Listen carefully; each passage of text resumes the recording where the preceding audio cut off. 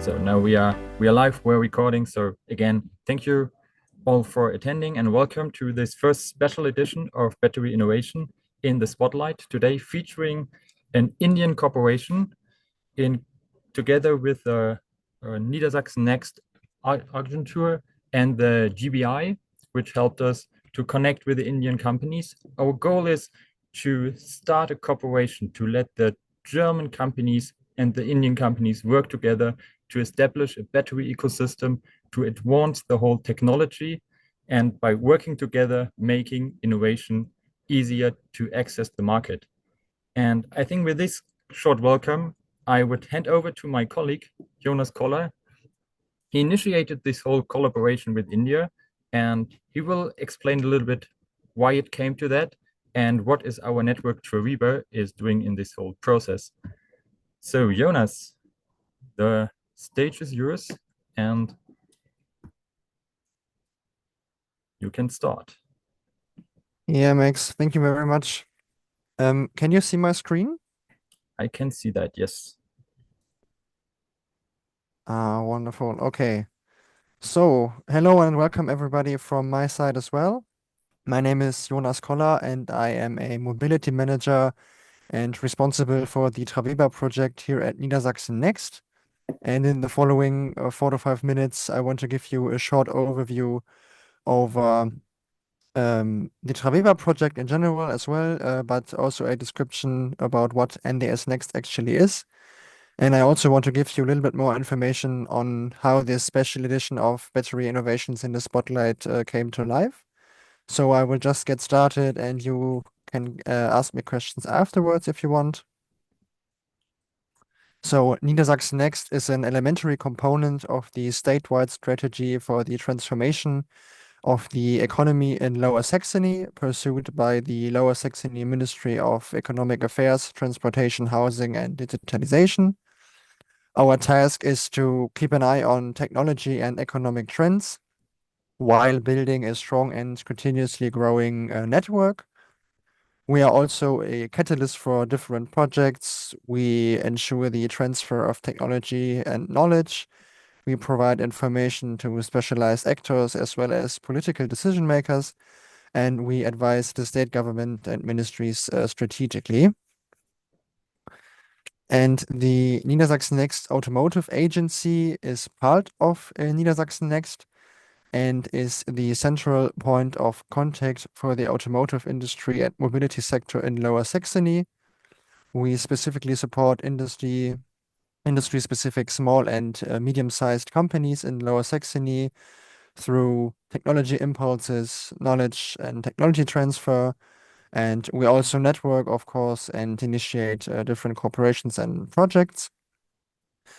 And we also promote the transformation process in the automotive industry through knowledge and technology transfer within the framework of transformation hubs, such as TraWeBa.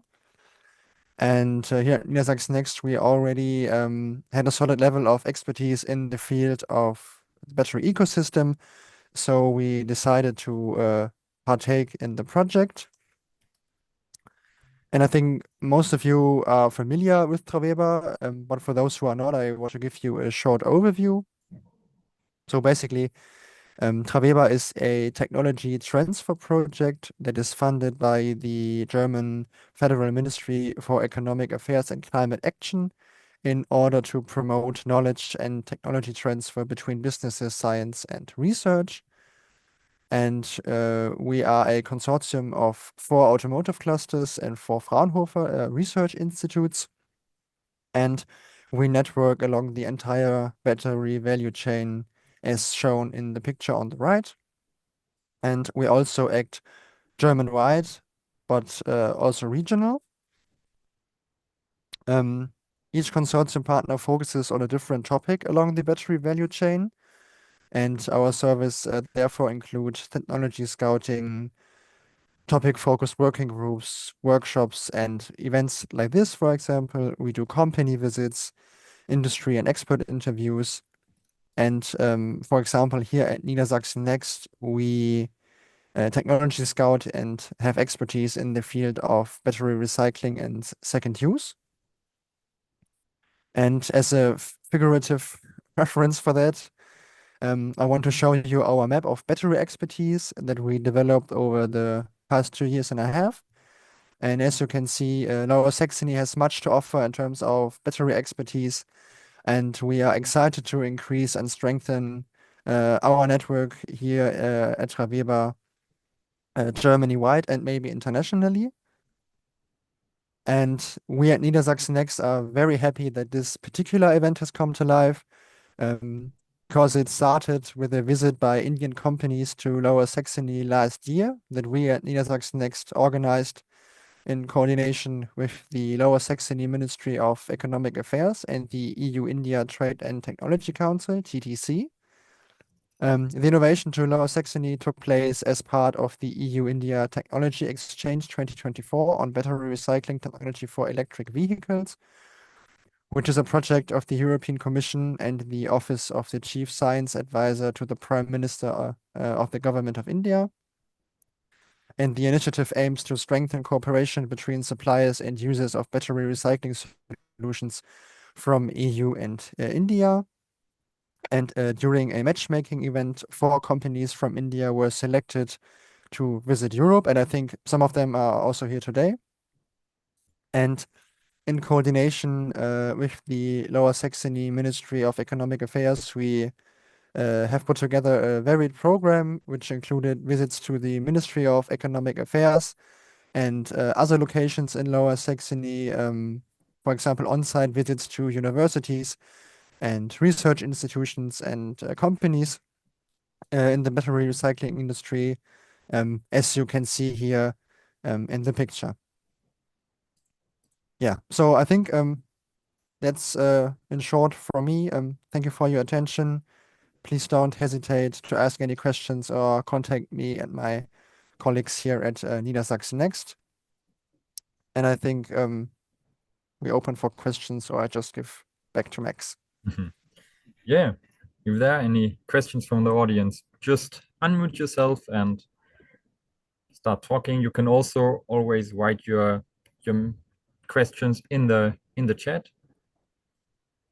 I may have a quick question. What, Jonas, in your opinion, what can the German battery ecosystem get from the India industry? So where can India actually help the German companies? You know, I think it's all about the connection and sharing of knowledge, I guess. I think so. Work together, initiate different projects, share knowledge, share information, just, you know, build a bond in terms of developing the battery industry together. I think that's the most important point. Okay. Are there any other questions to Jonas? Otherwise, you can always, if you're interested, especially in the Lower Saxony region, for any case, if you want to start an office there, looking for corporations there, just get into contact with Jonas or get into contact with me as a TraWeBa cluster manager, and then I can get you over to Jonas. We also have, as Jonas showed in the presentation, we have contacts to all federal states in Germany. So if you're interested in Germany, in principle, just get into contact with us. Okay, thank you very much, Jonas, for the overview and how this whole special session came into life.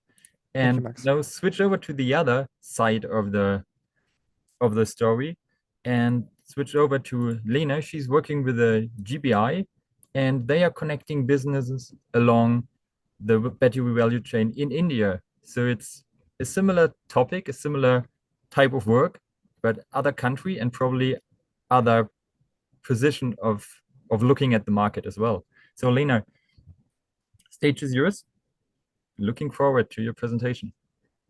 Thanks, Maximilian. I've, it's been interesting actually to be in close contact with you after what Jonas, shared just now, about the background and the history of how we met, when we kind of built a collaboration over the EU-India Trade and Technology Council's battery recycling project. Jonas, really nice to meet you. And I know you've been in touch with my colleague 𝗕𝘁𝘁𝗃𝘁𝗁𝗵, and of course, I have to really, first of all, thank 𝗕𝘁𝘁𝗃𝗁𝗁 Next, as well as the TraWeBa team, both Sasha and Alexander, who really showed exactly what Jonas said, which is you work closely together to build something and make something possible. I mean, about a year ago when they participated in our matchmaking event and they reached out to say we would welcome the Indian companies, even right after that, TraWeBa was actually very true to its word in really working with us to build a fantastic agenda for the visit, so thank you very much. And we believe that was the beginning. And I remember discussing, saying, I mean, just once we got to know TraWeBa, we discussed and said, this is the beginning of building a bridge between Germany and India, because there are so many great things you all are doing in terms of an ecosystem. And we look forward to this being one of the few steps that we're going to take, few or many steps we're going to take in the years to come. So about GBI, for all of you who don't know us, so we are a 16-year-old international business tech and innovation management platform. We are based in Bangalore and Delhi in India, but also we have offices in the EU in Bulgaria. In the UK, we are based in Cambridge, working very closely with the Cambridge Clean Tech and the Oxfordshire Clean Tech ecosystem. And in the US, we also have an office in Maryland. And we focus on 3 verticals, which is climate action, biotechnology, health, and digital transformation. And essentially what we set ourselves out to do was we were seeing, very exciting technologies around the world. I mean, as you know, today, R&D is prolific, in different parts of the world, but also market adopters around the world, exist that are looking for technology. And, we felt like there was not enough of not just a bridge, but a consistent and continuous process to facilitate the process of technology access and deployment. I mean, where our heart lies is in the word deployment, because I think even knowing about technology today is one thing. It's getting easier, but I think the biggest challenge for all of us who are in the technology ecosystem or the battery ecosystem is the actually getting the deployment done for a technology in a new international market. And that's really the problem statement GBI solves every day for companies from around the world that want to enter the Indian market, and also for Indian companies that are looking at entering international markets.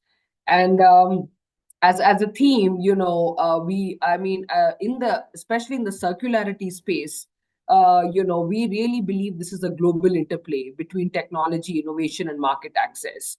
And if you look at supply chains, whether it is battery recycling or something like sustainable aviation fuel, I mean, you can't have a flight taking off from Bangalore, reaching Frankfurt, and not being able to kind of be fueled with sustainable aviation fuel. Or the same thing, if the same flight has to go to Washington, D.C., you also need to have that. So if we work on circularity, we have to work together as a world, and we want to enable global ecosystems to do that. Same thing for battery recycling and supply chains. This is, again, something that, it's not country specific. So the more we work together, the better it is.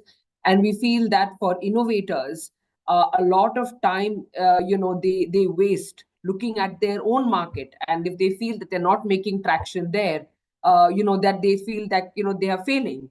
But, what we are telling innovators is try to test in 3 markets at least at the same time, not look at just one singular market at a time, which is actually a lot of people, when we talk about it, they're like, oh yeah, why didn't I think about it? Because every investor tells them, first get traction in your local market, and then we see if you can succeed globally. So this is really, we are challenging the norm and saying, here we are here to provide you value in entering multiple global markets, testing multiple global markets, piloting in multiple global markets at the same time. And for investors and countries, they really look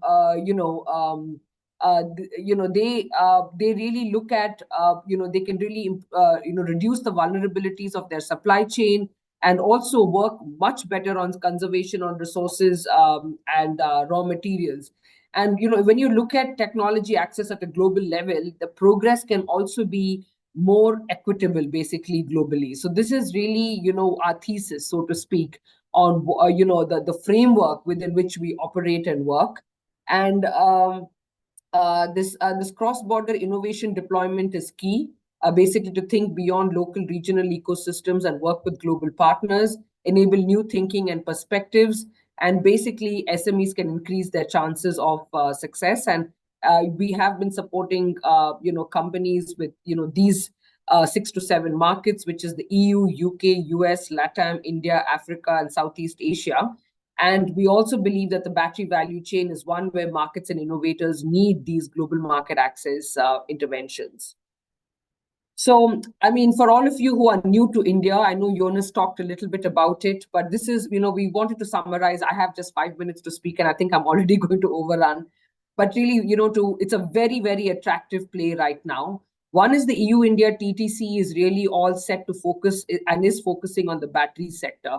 India itself is very focused on battery sectors because therefore, resilient supply chain, self-reliance on critical minerals, also because of the clean energy transition. They are, this is a very, very critical for India. So it's not just, something they're doing on the way, by the way, but it's a priority. I mean, today, as a person who also lives in India, apart from the EU, I see so many people buying electric vehicles. So it's like Germany now. You see so many electric vehicles plying Indian roads, and battery technology is something that they're very, very keen to look into. Innovative solutions, battery solutions, management solutions, and so on and so forth, charging infrastructure, then renewable energy charging infrastructure. So it's like a number of things. So that are continue to going to grow out here. And in India, actually, it's just the beginning. So it's a very right time that we are having this, showcasing to you this platform with stakeholders from your side and in India who can handhold you through really developing and entering the Indian market, and also for Indian players to build partnerships in the EU and Germany.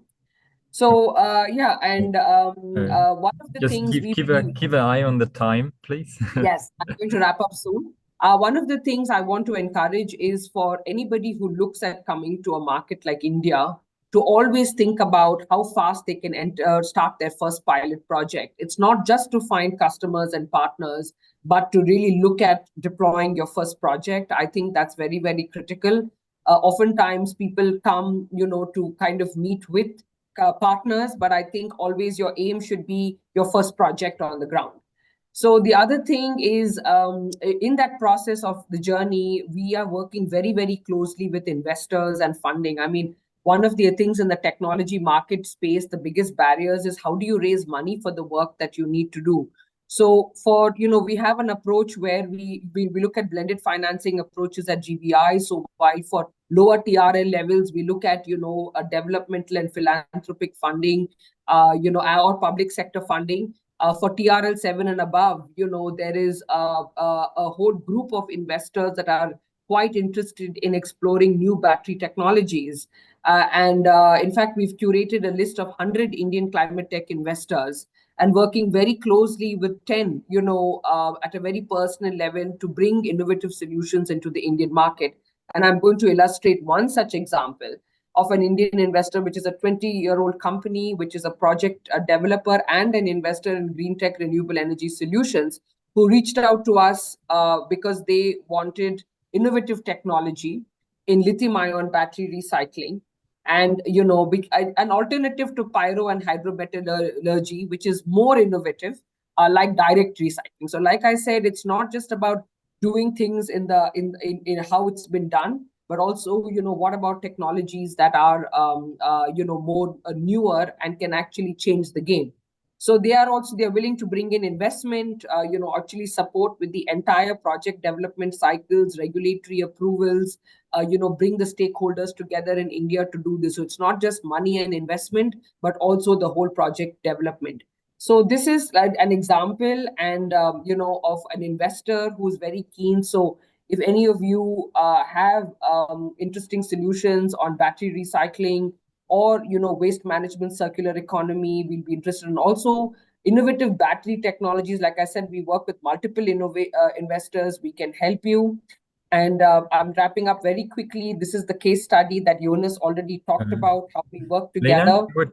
I would say in sake that we give the other companies enough time talking already. And since you will describe your platform anyway in the end, maybe should well, yeah, I would say let's give the audience a chance for another question, and then you can wrap it up in the end, because then you will present your connecting platform anyway, if that is okay.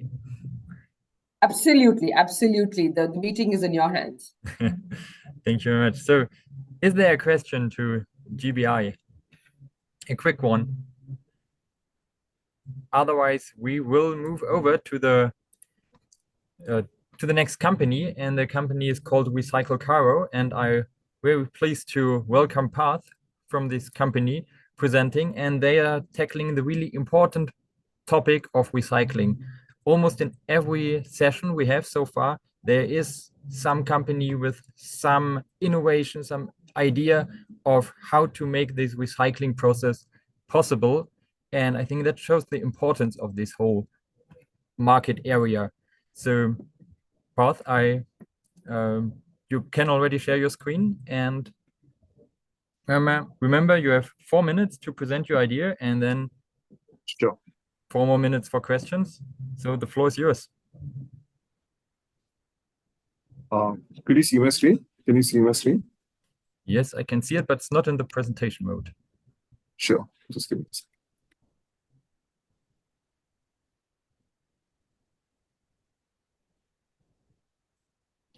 Is it visible now in full screen? Now it is visible. So hello everyone. I'm Parth, and with me we have Mr. Prasan, who's the CEO of revolutionize.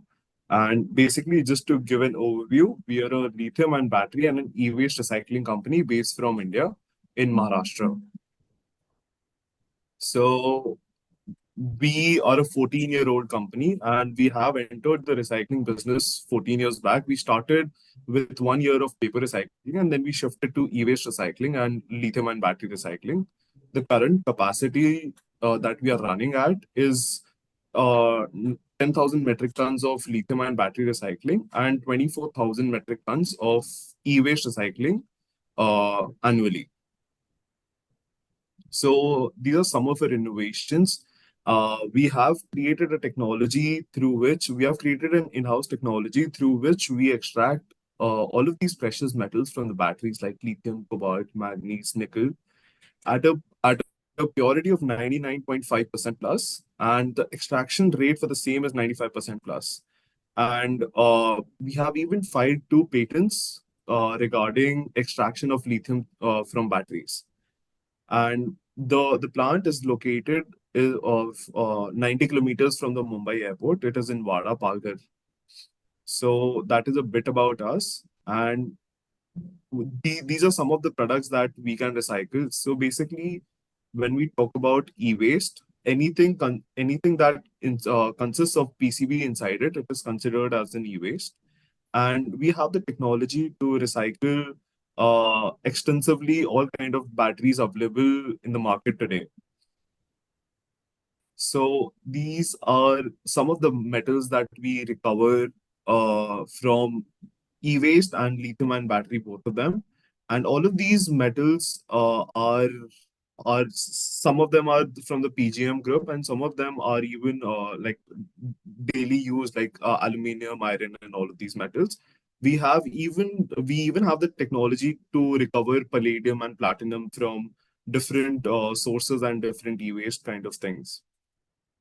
And it is a workforce. We have 300 workers, and the factory is spread across 18 acres of land. And basically, we provide lithium and battery recycling services to all of these OEMs based in India.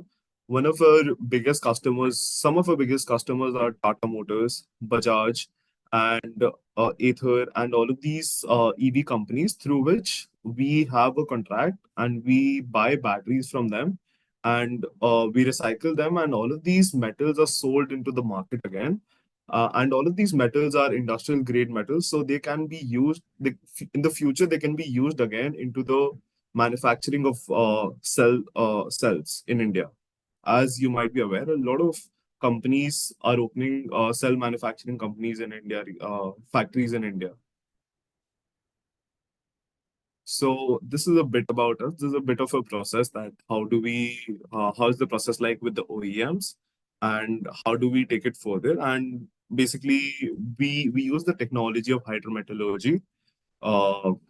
And there are only 4 companies in India, those who have the technology to recover all of these precious metals from the black mass.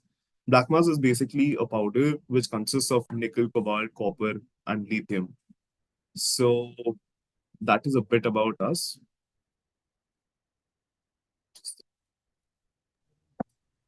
Perfect. Thank you very much, and perfectly on time. So we have enough space for some questions. Are there any questions from the audience who want to come forward? Just write them in the chat or unmute your microphone and ask the question. Otherwise, I will start with one. Partha, what are the future innovations you are looking for to develop?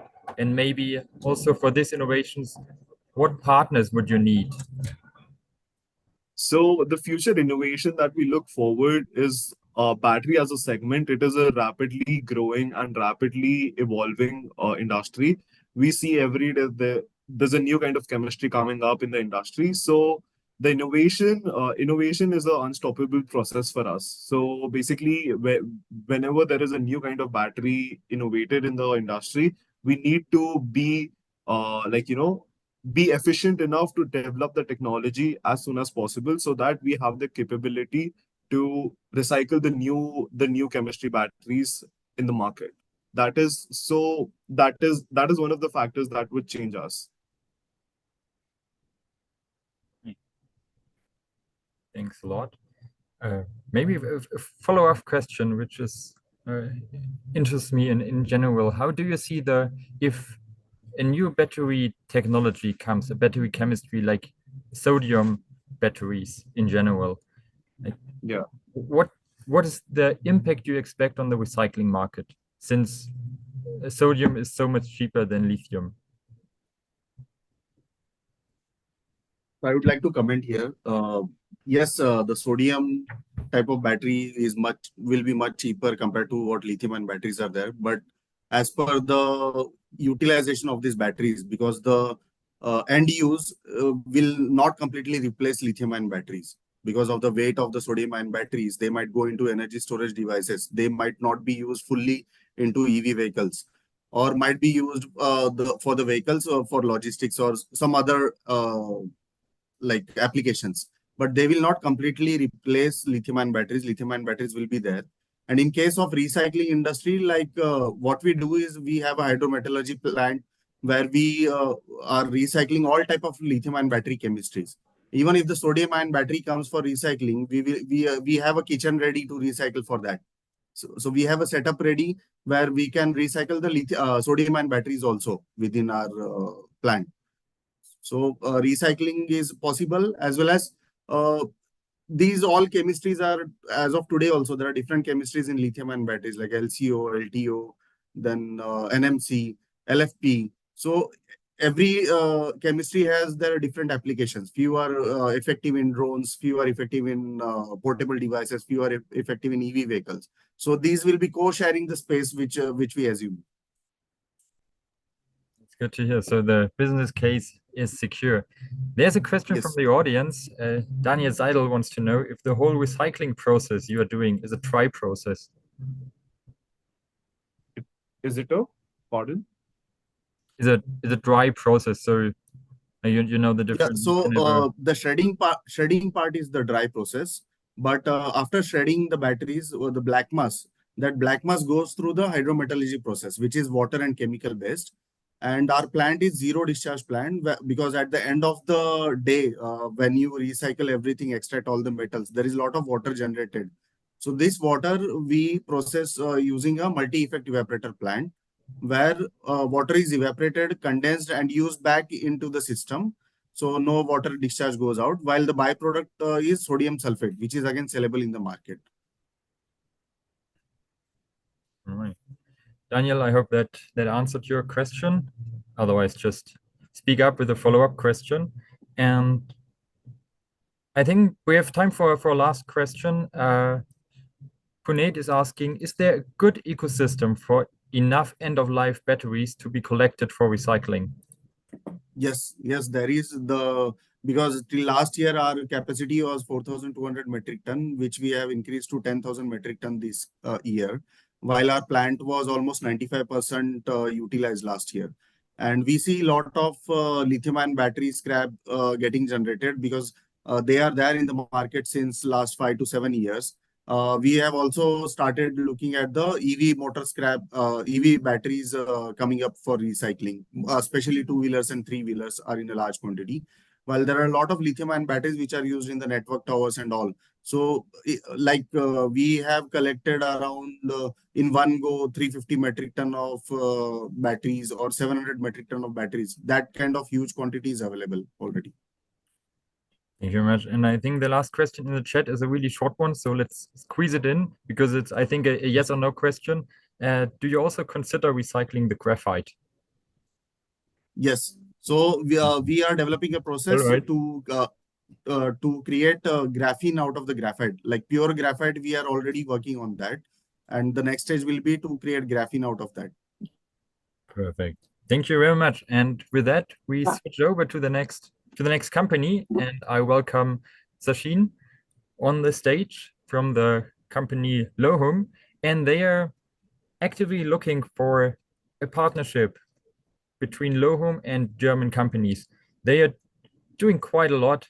Recycling is one part of their products, but I think Sachin can explain way better what the company is doing, what they are looking for, and what their innovation is in the section of the batteries. Thank you, Maximilian, and good afternoon, everyone. I believe 𝗕𝘁𝘁𝗃𝗁𝗵𝘁 has made my life a little easier because we're in the same space. And we've been in this business for last many years. So I'll just maybe quickly just go through the slides. So we call ourselves a company which is playing in critical minerals. We believe that critical minerals is a problem that needs to be solved globally. Unfortunately, in the past, because of the fact that most countries didn't pay too much focus on refining capacities, China has probably 80 to 90% of capacities for refining most of these materials, and in some cases it's even higher. So that's the goal that we have, and we have been progressing quite well on this front. And hopefully, India as a country will become secure from a critical minerals perspective. And not just India, we believe that when you look at various global players, you have to think about a value chain that can compete globally. And the cost structures that exist in China are hard to beat. And it's important to figure out, how to be viable without being protectionist, right? So, and then that's where we feel that India comes as a very viable, geopolitically neutral country to be able to provide similar cost structures while maintaining, protection of IP and other things. So we currently play in battery materials, platinum group of metals, going into rare earth metals as well. And obviously, as part of recycling batteries and refining material, we do refining of aluminum, copper, and iron, which are byproducts as well. Just to quickly describe what recycling and refining is, if you look on the right, it's mostly players which are cell manufacturers, battery assemblers. Either those go into EVs or energy storage or consumer electronics. We have a reverse logistics network which collects batteries globally, not just in India. And we first look at whether we can refurbish them, so reuse them. If not, we would recycle them. We have a capacity of more than 20,000 tons per annum, and that's increasing 2 to 3-fold shortly. We not only recycle, but we also go further and produce the lithium, cobalt, nickel salts and metals, which is the refining process using hydrometallurgy. And then we go even one step further, and we have a pilot plant which is doing NMC chemistry, cathode active material. So our goal is to play in the battery material space so that we can then provide the cathode active material, which actually goes into the cathode of the cell manufacturers. So we have a 90% market share right now when it comes to the entire recycling, and this is based on the EPR credits which are generated, and we have a market share of that in the EPR credits. We have India's largest refinery for lithium, which we set up 2 years back. Largest refinery for cobalt as well, and probably the largest refinery for secondary nickel, which is basically nickel that's coming from recycled materials. From primary material like mines and all, Vedanta is probably the biggest when it comes to nickel. Global footprint, we have obviously a strong presence in India, but we have formed a JV in Sharjah in UAE with the Ministry of UAE and also a municipal waste recycler, 𝗕ጵ. We have a JV in the US as well to set up a plant over there, which is fully integrated all the way to refining with ReElement.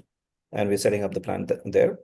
In Europe, right now, we don't have a plant, but we have a relationship with Panitek, who is basically our feet on ground over there to build in the offtake relationships and also selling material for us as well. And then we have offtake partnerships in different countries as well. In terms of capacity, as I mentioned, lithium, nickel, cobalt, right now close to 1,000 metric tons per annum of metal content. So these translate into obviously 5 to 6 times when it comes to sulfates and all.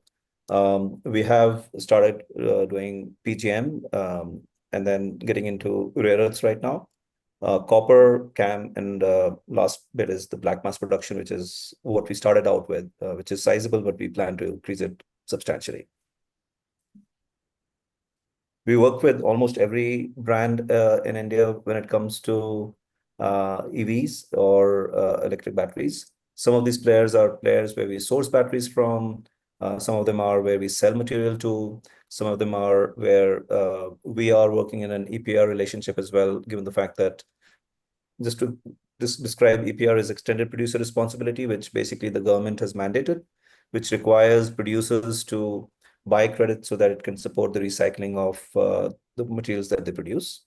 So that's something which is important for the producers to comply with. Our strengths are actually technology, operational know-how, and our global experienced team. Technology is actually beyond just battery materials. We look at chemical processes, we look at diagnostics of batteries when we are looking at second life. We've got AI-based softwares to predict residual value of batteries, which goes into figuring out a lot of financial solutions and all as well. We have more than 1,000 people in the company. 100 plus people are actually part of R&D. So a very strong focus on R&D. We have filed for 100 plus patents. And in terms of recovery rates, we believe we have one of the highest recovery rates, not only in the country, globally. Lithium being at 90% and nickel cobalt being at 95%. So purity is one thing, because you obviously have to get to battery grade material to be able to supply to the market. And battery grade material means not just 99.5 or 99.9% plus, but not having certain impurities, which are important. And then the second piece is our ability to provide traceability, compliance, and all to our partners, and ability to pick up batteries and black mass from different parts of the world. A globally experienced team, people from all over different areas. Rajat has been in the e-waste and lithium-ion battery space for many, many years now. Arun Mittal comes from Exide, and he had set up the gigafactory for Exide. So significant amount of experience in this space. So I'll just quickly, in fact, take some time to talk about, what are the various ways we can partner. I thought this would be fairly important. One obvious thing is to just recycle. So, we would love to take end-of-life batteries, black mass, or production waste, or magnets in EV motors from various players who may be in the audience. We would love to sell battery materials as well. So lithium, cobalt, nickel salts, CAM that we are producing. And some of the people who we would love to partner would be gigafactories in this case. We can provide technology that we already have. Everything that we've done is completely in-house technology. These things are not rocket science, but at the end of it, to to get the desired purities and yields, you need to have the right processes, and that's what takes time, right? And doing it at scale makes it more difficult.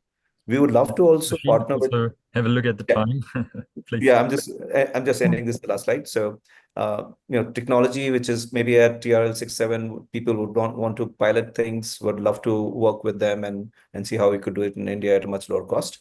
And lastly, we invest in startups as well, so would love to get engaged with them. So this is it. Thank you so much. Yeah, thanks for the nice presentation.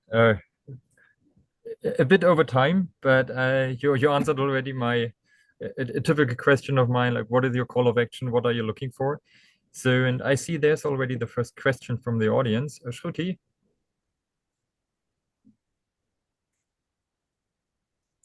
Oh, I'm sorry. I must have clicked by mistake. No questions. All right, then let me start with one. You mentioned that before you start with the recycling, you will do the refurbishing, which of course is where it makes sense. It cuts the cost and also the CO2 emitted. I was wondering, what is the rate of or the percentage you can refurbish, and what do you need to recycle directly? So it comes down to the source of the material as well. Many a times when we look at warranty defects or rejects from factories and all, these are batteries that are as good as new, but because they have been rejected, they cannot be used. So that's where you go in and you can take modules out or cells out and then refurbish them. So that's one of the main important things.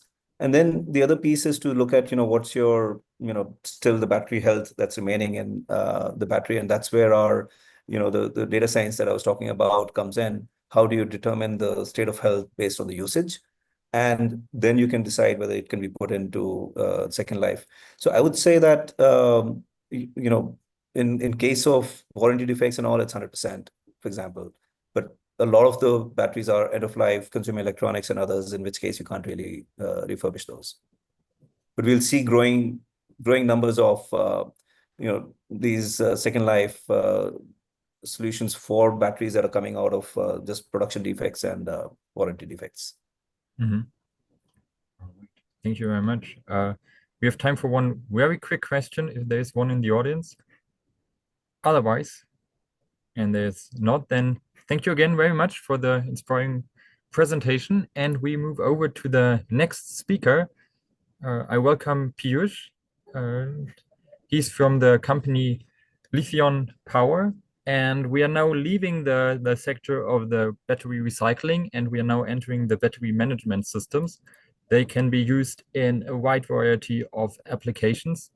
And also here again, I don't want to talk too much about the company because 𝗕ጵ can do that way better. 𝗕ጵ, could you please unmute your microphone and say hello, because you don't have the presentation rights right now. Hi. Can you allow me to share the presentation? Yes, you just Okay. Perfect. Give me a second, because you signed in just with the number, so it's hard to track you down. But here I've got you, and now you can start your presentation. Hi. Good morning, good afternoon, everyone, depending on which time zone you are. I'm 𝗕ጵ Gupta. I work for Lithion Power. We are based out of India, in New Delhi. And we are the largest manufacturer for battery management systems in India. So I'm going to talk about what we do over the next couple of minutes, and I would love to take any questions if you have. We manufacture battery management systems. Just really quickly, you haven't started your presentation. Hold on. I have actually started the presentation, but I'll start again. 𝗕ጵ, can you Can you just see the presentation? You can put it in slideshow mode, 𝗕ጵ. Okay. Yeah. Thanks. Does it work now? Can you see? Yes, now it's working. Perfect. Yeah. So we manufacture battery management systems, design and manufacture them. We manufacture BMSs for every possible chemistry which is available in energy storage, whether it is a LFP chemistry to sodium-ion chemistry or a bespoke chemistry. You name a chemistry, if it requires electronic controls, we probably will have a solution for that if it falls within our operating envelope. What do we actually do? We manufacture hardware. We design and manufacture hardware. A battery management system, the core for this is an electronic board, which is what you see at the top. The board has firmware. We write firmware, which is electronic software, which runs the chips. That's what we do. We also design and operate the connectivity layer. So you can get data on a real-time basis on the server. And then we design and operate the intelligence layer for you. So we can find out how good your batteries are, how bad your batteries are, whether you need a replacement of your battery, how much of your life in a battery is left. So we run a full stack company, which solves the control needs for your lithium-ion or any other advanced chemistry battery. This is what a connectivity and intelligence layer looks like. There are different cuts. I just wanted to show one cut of that. So just going back to the slide. So we manufacture the product, which is hardware. The hardware goes inside a battery. We design the software for that, which makes the hardware work. And then we design the server-side software by which your app works, your server connectivity works, your optimization algorithm works. So we provide a full stack solution to our customers. Who are our key customers? We have customers in two different spaces. We work in the electric vehicle space. And in the electric vehicle space, our customers are small car, drone manufacturers, robots manufacturers, tuk-tuk, oblique three-wheeler manufacturers, or two-wheeler manufacturers. Anything that moves, has wheels, has mobility, and has a battery, generally can be our customer. Or we can provide a solution for them. That's on the electric vehicle side. And then on the energy storage side, home energy storage solutions. If you have a power cut in your location, you will probably have a small energy storage battery in your home. That's our customer. Telecom is a very big sector for us. All telecom energy storage solutions. Battery energy storage solutions, which are BESS, which are grid scale energy storage solutions. That's a market that we are entering. So we operate in two different spaces. One is electric vehicle spaces, essentially the mobility space, and the energy storage space. Another cut, the way we see this is, we help people who manufacture new batteries. We also work with a lot of people who do second life of batteries. Yeah. So in fact, one of my predecessors in the call is a customer. We work with them. Yeah, we provide control systems to them. But again, anyone who recycles batteries generally would require a second pair of control systems when they recycle the batteries or refurbish the batteries. That's a big market segment for us. Our advantage, 100% of our designs are in-house. Yeah, we own the entire tech stack. For many of our customers, we are able to do bespoke modifications or designs. And the biggest advantage in the current day and age for us is we probably are one of the very few companies in the world which can provide a 100% non-Chinese supply chain product. Yeah, we work a lot with the Indian defense sector. And as you can imagine, Indian defense sector is completely non-Chinese supply chain. Yeah, so our track record, we manufacture currently products up to 72 volts. That's our specialty. Last year, our production, our BMSs powered around 1.5 gigawatt hour of additional capacity. Yeah, we are present in 4 countries right now. India is our home base. We have a small presence in Germany. We have a small presence in US. We have a small presence in Turkey. Yeah, we manufacture more than 200 types of BMSs. So more often than not, if you have a requirement for any kind of a battery control systems, we will be able to give you something that's out of our existing portfolio. We are looking to expand to Europe. Any potential partnerships, I would welcome a discussion.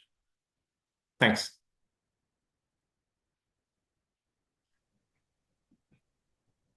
Thank you very much, Piyush. And yeah, oh, there's already the first question. Stina, do you want to ask the question yourself? Yeah, I can ask, how do you manage regulations in European Union regarding personal integrity and security for your products using your BMS systems? Since it was tracking system with GPS and so on, so I'm just curious. Thank So you. we will work with our partners in the Europe. I'll tell you how we do this in the US, and how we do this in the India. We have not marketed this specific solution in the Europe. So I will probably not be able to give you a Europe specific answer, but I can tell you a India and US specific answer. In US, one of the key requirements is all the data should be stored with customers' consent and customers' consent on a US based server. And for US market, our servers are based in the US, and there is a consent that we take from our customers before we store any data. Right? It's a very similar process in India, and there again, our servers are based out of the US. It's Amazon server, so we don't have a regulatory problem there.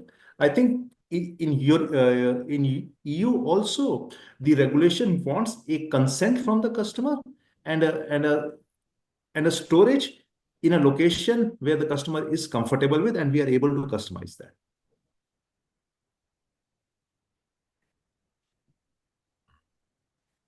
Yeah, I hope that answers the question.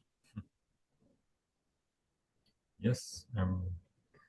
Then I have a question. You mentioned the defense section, and that it is important that the BMS is produced in the country for the military applications, which is a really interesting and important point. Maybe could you elaborate, in your opinion, what parts of the battery actually, when you're looking at the military applications, what parts of the battery should be produced in the country and which parts you could like buy from outside? I think the most critical part is the control system part and the firmware that goes inside the control system, right?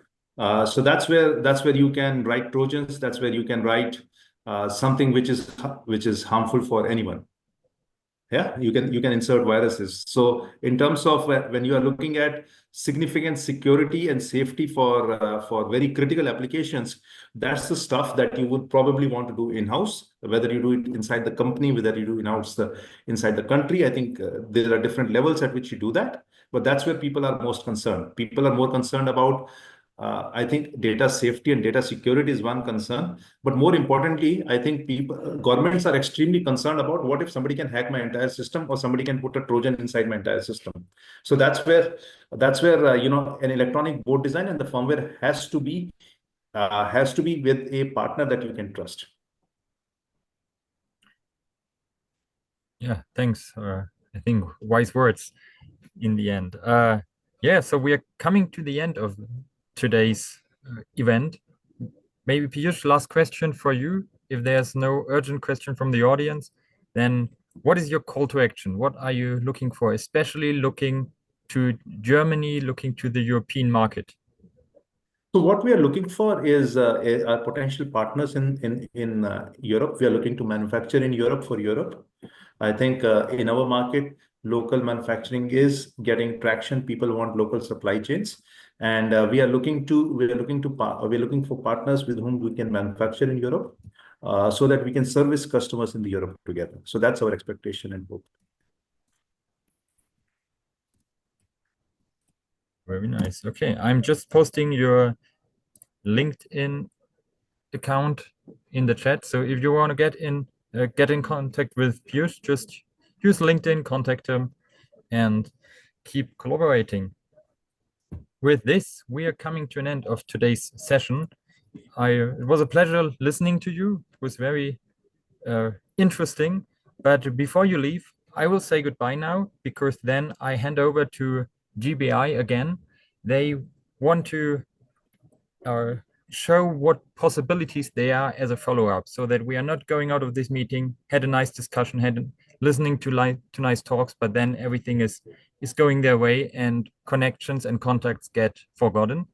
And so, yeah, in the end, like after I say goodbye, Shruti will present what GTI is offering to keep in contact, to have some follow-up meetings. And there we, of course, want to support you, that it gets easier for yourself. And yeah, with this, thank you very much for your attention. The next event, I will post it in the chat, will be June the 12th. And we will keep our normal day at our normal time. So it's 4:30 in the evening, German time, so CET.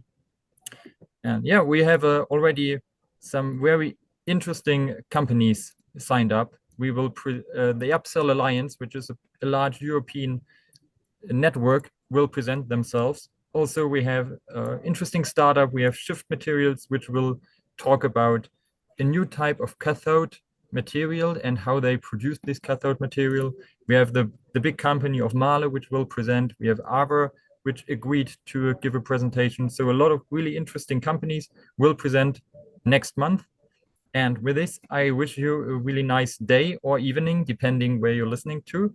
And in the end, head over to 𝗕𝘁𝘁𝗃𝗁𝗁𝗵𝘁. She will explain a little bit how to follow up. So if you're interested in that, just stay in the call. Otherwise, have a nice day.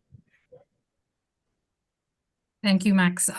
So just so that, like Max said, we don't lose the learnings from this session and maybe some of the connects that we've started to already make, I'd like to share with everyone a digital platform that GBI has created called Global Tech Interface.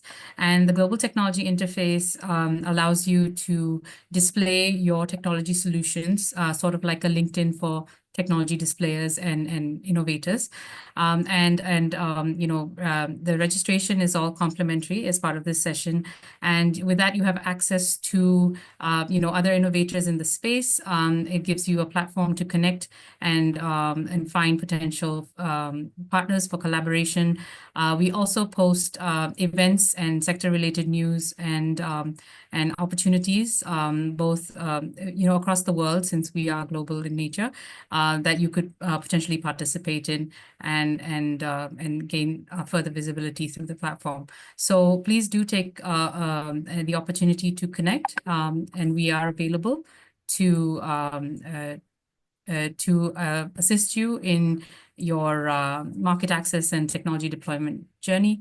And it was lovely to be a part of this session. Thanks very much to the TraWeBa team, 𝗕𝘁𝘁𝗃𝗁𝗁𝗵𝘁 Next, Max at ACOD, and all of the team that were involved in this session. Thank you, and have a great day.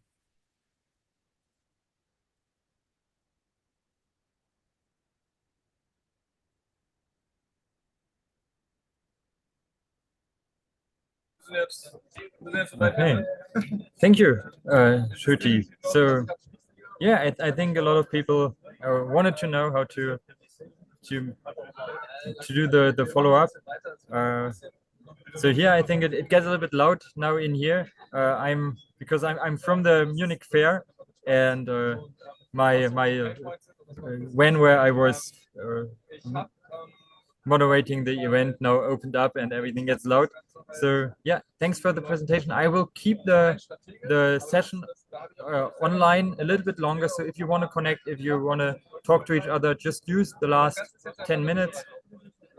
10 after 12, I will shut the meeting down. And yeah, I will of course mute me so you don't have all these noises in the background. Thank you again. Goodbye. Thank you. Thank you, everyone.